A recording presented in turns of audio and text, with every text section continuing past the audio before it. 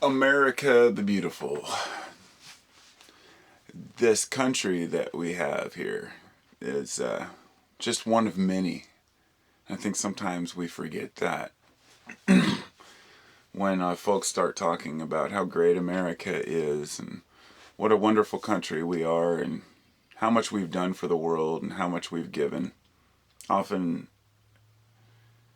the things that are left out are the things that we've taken, the things that we've done, the imperialism. And that's because in the past, when you talked good, when you talked patriotic about your country, it was politically correct. And then these days, and if you talked against it, you were an outcast, a communist, a loser. But these days, now it's almost the other way around. Like if you talk great about America, you're almost the outcast, because I think America has lost its luster to an extent. But I've been told to leave my country if I don't like it, and I just find that humorous because you don't leave what you don't like, you change it. But the governmental system that runs our country is corrupt, and it's not the people. And I'm making this because it gets a little irritating when people from other countries are constantly posting on YouTube videos things like, well, that's what your country gets for doing this or for voting for this person, or your country is a failure, or, your leaders are doing this and that to the world, as if it's every American's fault. And most of the folks that make these comments are probably from countries that are under an equal amount of tyranny, but perhaps they're just not exposed as much because they're used to it. The tyranny is over them. Every country has its poor class and its ruling elite class. It doesn't matter if it's a socialist or communist or anywhere in between. But, America was founded a long-ass time ago. But the name America comes from a man named, I think it was Amerigo something, Caruso or something weird. He was but his name was Amerigo, and he had discovered the New World and wrote about it, and he was a Spaniard. And then they named it after him, even though he was unaware. He had passed away, and he was unaware that America was named after him. But he was a Spanish explorer. These are people that came across the ocean to find new land, and so many cultures that developed afterward that took residence in a new free land. And we feel like now we're able to close our borders. Like, okay, we're full enough. Sorry. Well, we're Americans now. Our ancestors got here before yours, so now it's the 21st century and you're too late. Like there's a running clock. And it's just like the land grab in America, where everybody was running out trying to find land to farm. And, here, take free land. All you have to do is improve upon it. We as a society are forced to, we're spoon-fed all this garbage from the media and from one another and from the government. And they make us feel weak. And we don't have to take this crap anymore. I mean, we can stand up as individuals and know the truth. And I think that's where I'm going with this, is that people who are ignorant, who aren't paying attention, are part of the problem. You can't ignore something. I mean, you can ignore pain, but it's not going to go away. It'll go away on its own eventually once it collapses. But the correlation. Well, let me tell you this. Okay, I saw an interview a little while ago with Oliver Stone, and I can't remember the other guy. He's an editor, I think, from Newsweek. They did a book together called like the end of America as we know it, or something like that, or something to the effect. And they were being interviewed by a reporter, and on I think RT or something, and I think it was Oliver Stone that said. Or no, it was the other guy. He said, I was just, we would just hope that people would start doing something for the benefit of mankind as a whole. He said, there's 6 billion people on this earth, and I think if people start acting towards the greater good of mankind in general, it would be a better place. And I wish I could remember the words that the reporter used, but she said, "Wow, she said, "Oh, that's really a wonderful notion." Like, the wording she used showed exactly the American state of mind, like, but not just Americans, just people in general. Like, wouldn't that be great if everyone cared? As if it's some unattainable goal. As if she'd never considered that before. Like, oh, doing things for the goodwill of people? Wow, that's amazing. Oh, that's an amazing notion to entertain, is what she said, I think. And I said, notion to entertain? I mean, this is my daily life. Whenever I act, I try to act accordingly to, not offend people and to do the better for the greater good. And then there's people out there, I realize now, that just don't give a shit, just don't pay attention. Everything is for themselves. And a society that fails is one that bases their, there's ambition, okay? Ambition is what a lot of philosophers call basically the ultimate sin. And that totally, rebuts the whole system of belief that we have here in America. To go, go, go, get your share at whatever cost.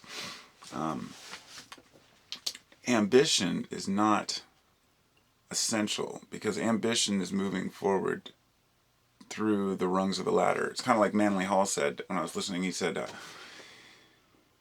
a guy goes into a business and all he wants to do is climb that corporate ladder so he can get to that point to be president. And the existing president is in his 50s and this new guy works for like 20 years to replace this dude. And when he finally retires, the guy takes his spot. All that work for what? For 10 years on top and a swimming pool. And some, free flights and some kickbacks. The goal is never reached. The goal of complete happiness, because it's a financial aspect that we're taking to get there. The whole idea is to use not ambition, but I'd like to think of the word I'm looking for, but it's not on the tip of my tongue anymore. But working hard to educate yourself and learn and do without taking away from the greater whole. America could be such a wonderful place if it wasn't for a few people who make us think that we're not in control, that we have absolutely no bearing whatsoever. And these are basically, it started with us. Whatever we say as a society, then those in charge will take that and manipulate it towards their benefit. For example, we started realizing after, maybe it took until Bush Jr., but that your votes really don't count. I mean, that election where the popular vote was thrown out, it showed me that voting is garbage, and that no matter what, they'll always bend it to who they want to win. However, with that said, you still got to do it. You still got to vote. And a lot of people say, oh, well, if you vote, you're still, you're an idiot to think your vote still counts. Probably true. But if you don't vote, then they're just going to trample all over you. That's how it works. They want people to lose control. They want people to feel like they have nothing to contribute except for to go to their own jobs and make their menial income, come home and try to support their families. And there's a lot of us out there that are yearning for more than that. And understand that America was founded on freedoms and freedom of persecution, whether you believe in a religion or you don't. Freedom from tyranny. Freedom from this disgusting monarchy that seems to have crept back in, if it ever left at all. I'll put it this way. I don't like to say this because I feel like I offend people sometimes, but America is not a country, in my opinion. That it may have been based and started as a country, and the ideals of our forefathers may have been strong. But now, I just consider it a staging ground for world tyranny. It's funded by the European banks. America is basically owned by Europe and China. British Parliament still has control over our country, whether we act tough or not, even though they're a tiny, tiny little nothing, we're still allowing this big money to run our country. What I mean by staging ground is like, we have resources here, but we're not using it as a country, as a place to stay. We use it as a place for one small country over in Europe that can use our say, here's some finances, we need to go to war with these guys to take this over, can you help us out? I guess we're mercenaries, our military, that's the way I see it, is we're mercenaries. We don't go to war to protect ourselves. We don't go to war to prevent turmoil. We go to war to obtain goods and to basically, it's kind of like if you're afraid you're going to get beat up by the bully at school, so you just go kill him. I mean, that's no way to deal with the situation. And they use the terrorism threat to get us all flustered, like we should be afraid of terrorists. The honest truth is, I've never been fearful of a terrorist. I've never been in a public place where I'm afraid of it being bombed or gassed or anything like that. And if it happens, it happens. But the statistics of that happening are so slim. You're more likely to win the lottery as you crash your car. I mean, it's astronomical. I mean, there are a lot of people, 6 billion people on Earth. Look at what 3,000 Americans dying and 2 buildings coming down did to our national pride, our national reason. It's disgusting because these things happen every day around the world in other countries. But if it happens here, all of a sudden it's important because it's America. And that's what I'm getting at. We want to protect America. We want to protect Americans. And I understand that because you're protecting your community. I mean, I'm not going to go defend a California community because I don't live there. I live in Portland. I mean, this is where I live. I do the best I can locally. I don't have the same emotion that resonates with California as I do with Portland. So, my point only being that everyone's equal to me. But I don't feel like I can do everything for everyone. I have to act locally. Think globally, act locally, the old saying. And I think that people are thinking locally and acting locally. And if it doesn't benefit their own country or their local community, then it's not worth it. So, America is in decline. And it's going to get worse before it gets any better. And somebody I heard make an analogy with the Roman Empire, and the person who was talking to them was like, oh, that's a good comparison. I haven't thought of that. And I just think to myself, really?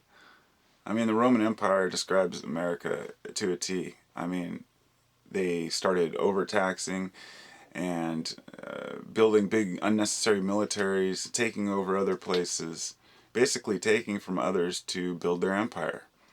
The difference was that after it collapsed, there was still plenty of earth for people to move around on. The population was a lot smaller there. There's nowhere to go now, nowhere to escape. If we destroy ourselves, here we are. So Rome collapsed. Eventually, what happened was people didn't want to be taxed anymore. And they started lowering taxes. And then they couldn't pay to maintain their roads. They couldn't pay to maintain their buildings. And the society eventually collapsed through greed. And the same thing is happening right now to the world. The only difference is we are, instead of, say, using our taxes to, well, I mean, they had plenty of corruption, is my point. We do the same thing that they did. We're not learning from the mistakes. We're taking taxes that should be used for the greater good of mankind and using them to fatten the pockets of a few individuals or a few corporations. Wasting money, and it all goes down the line, paying, whether the military is paying $20 per pencil for their, from their private, corporations, or whether somebody's billing the city, 50 grand for a $2,000 city repair job where they're just sitting around, construction crew ain't doing shit, getting paid. Everyone wants something and they don't want to give anything for it. Everybody wants something for nothing. And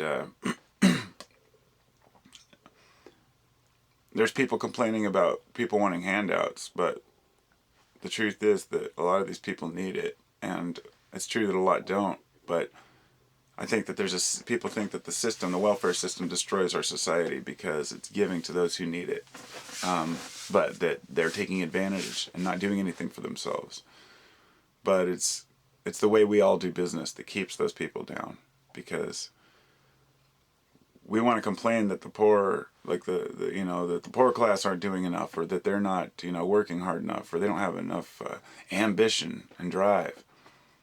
But, oh, we don't want them working with us, or, oh, I don't want them working for my company, or oh, no, I don't want to give money to Harlem. I don't want to give money to the shitty part of town, because that's money that could go to our good towns to fix, it's just the way our brains are.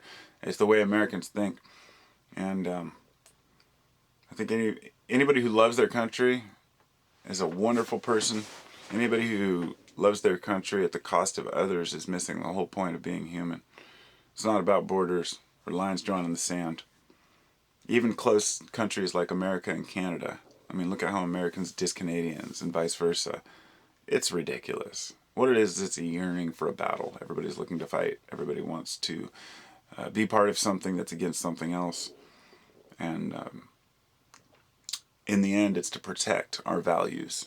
Because we have different values than our neighbors.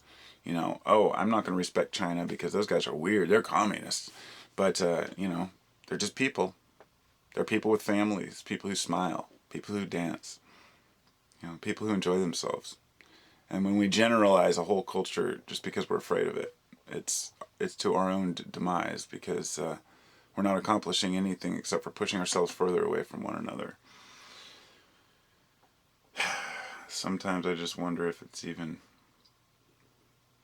why I know it's part of being human to process these things, but why I even try to make a video about it. I never seem to be able to express the zen emotion that comes with just the feeling of everything. Just the obvious fact of humanity, to be human. Separation. Bring down the walls. And love one another as best you can. It's not supposed to be a hard life. Life's a bitch is not true. It's just we make it a bitch because we're yearning for something else. And America as a whole can stand for something greater, I think. And there may be a chance to salvage some of this, but gone down the rabbit hole way too far here as a culture. If we even have a culture left. Namaste.